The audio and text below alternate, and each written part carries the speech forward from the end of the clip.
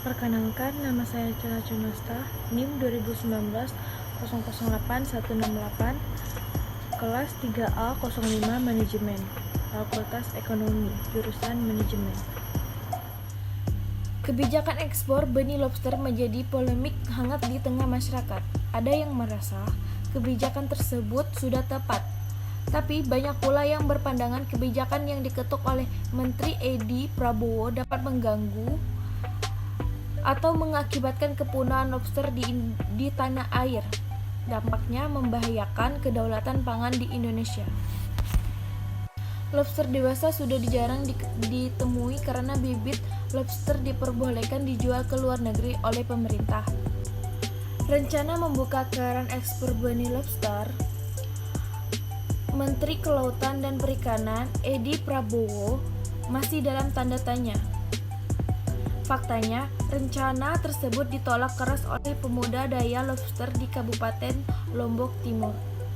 Namun, di lain tempat, pelarangan ekspor benih lobster dikencam keras oleh nelayan di Kabupaten Lombok. Edi kemarin memang seharian penuh melakukan kunjungan kerja ke Lombok, Nusa Tenggara Barat. Kunjungan kerja pertamanya di Lombok diawali dengan menyambangi kawasan Telong Elong, Kecamatan Jerowaru, Kabupaten Lombok Timur. Larangan ekspor benih lobster yang selama ini telah dijalankan oleh KKP patut diapresiasi karena berhasil menyelamatkan devisa negara dalam jumlah yang sangat besar.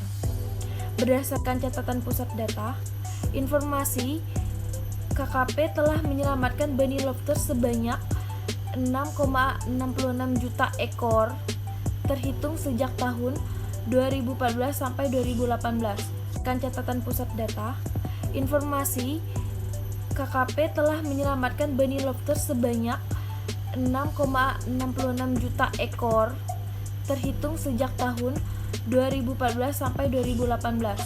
Adapun jumlah uang yang diselamatkan hampir mencapai 635,59 miliar. Namun, pada saat bersama pasca terbitkannya larangan ekspor benih lobster melalui Permen nomor 56 tahun 2016, KKP tidak memiliki skema transisi yang jelas. Hal ini menimbulkan sebagian besar pembudidayakan lobster harus beralih profesi dari nelayan ke profesi lain. Nilai dalam membangun keberlanjutan sumber daya perikanan harus memastikan memberikan manfaat sebesar-besarnya untuk perekonomian di Indonesia, khususnya untuk masyarakat bahari sebagai aktor utama perikanan, bukan justru sebaliknya.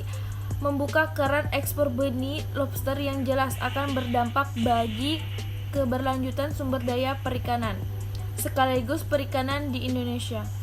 Daripada terus membangun wacana ekspor benih lobster yang kontraproduktif, seharusnya dalam 3 bulan pertama masa kerjanya Edi memastikan keberlanjutan sumber daya perikanan Indonesia terpelihara, baik ketegasan hukum dalam pemberantasan penyeludupan maupun perdayaan ekonomi nelayan.